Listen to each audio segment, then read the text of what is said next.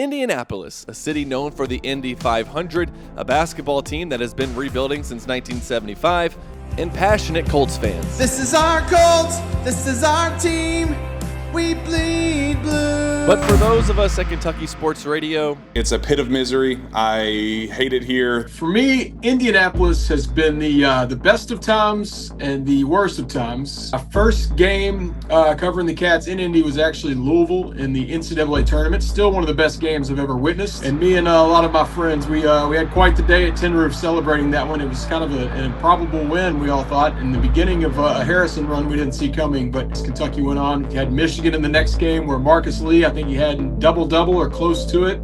Another Harrison shot. The Champions Classic, Kentucky beat Kansas by 30 points, 32 points. It was a great start winning those three games, being a part of those. And, that led us into the one that changed Kentucky basketball forever, I think. It was just like a nightmare from start to finish.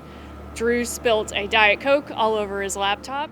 Someone near me, I don't remember exactly who it was, one of the Kentucky beat writers, completely innocent in an accident. They were moving some cords around and it kind of had a chain reaction down the table and knocked over my Diet Coke onto my laptop, completely soaked it, and my laptop completely shut down, fried. In fact, that laptop never worked again. I literally had to board a shuttle to get back to the hotel as that game's going on.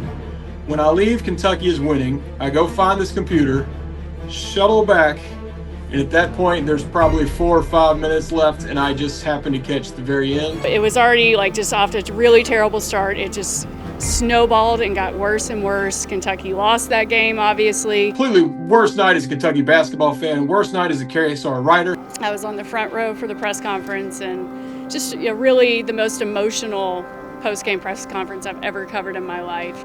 Noah Kozlov, Cinesport. For you, Carl, down the stretch, that Notre Dame game is... I went and got some food because I hadn't eaten. I sat with Jennifer Palumbo in the lobby of the Marriott, and we shared a flatbread pizza and just let all of our emotions out. And when we finally split for the night, she was going to her hotel, I was going to mine. Just kind of broke down on the walk back to my hotel room and cried. So that was just the worst memory ever of Indianapolis. I had to buy a new MacBook the next day.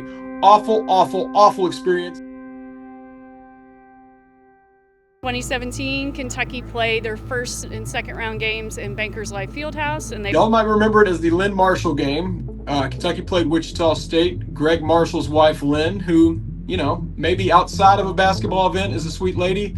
That particular day, there was nothing sweet about her. She was absolutely out of control. One line that sticks out to me because one, it's a terrible insult, but two, as the wife of a coach, you're like a mother figure to these kids. Why are you yelling at them like this?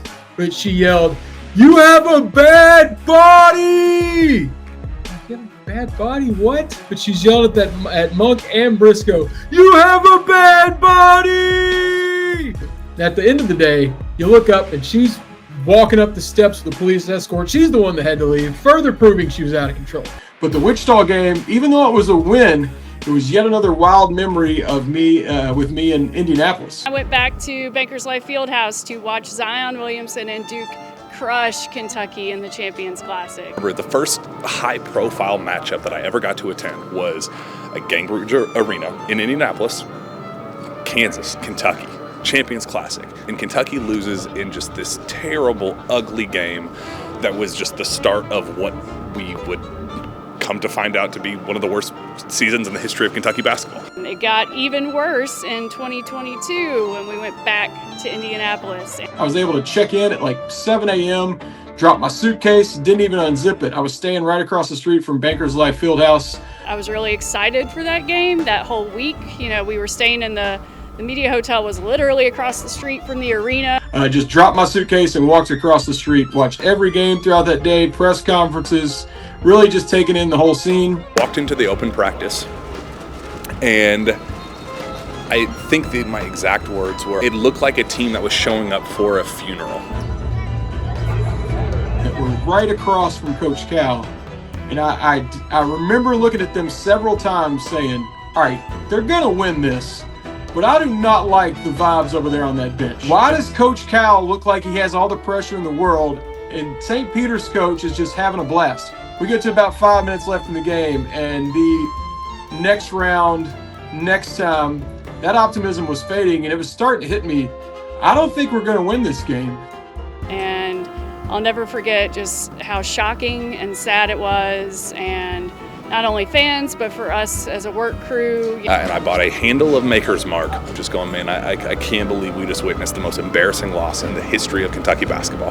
Had my whole day there, still haven't gone back to my hotel room since I dropped the suitcase. Slept about 4 hours, woke straight up, put my feet on the ground, rolled the suitcase straight to my car and drove home.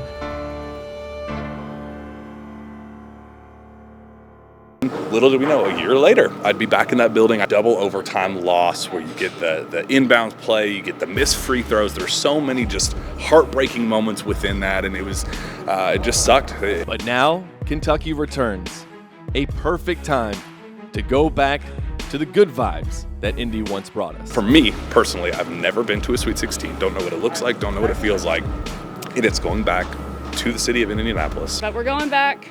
It's going to be great. I'm ready to exercise the Indianapolis Demons.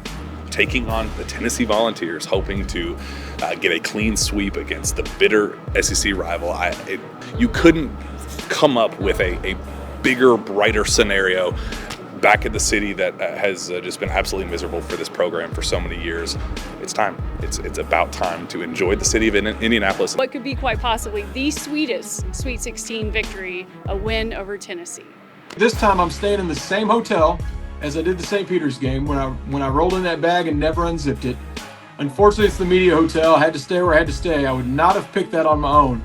But I'm thinking about this year, same timeline, going up early day of the game, but I'm going to go in my room, and I think I'm going to burn a Ty Washington and a Doug Eddard jersey right there in the trash can in my room, maybe set off the fire alarm. But I got to burn something to reverse that mojo that's gone on there.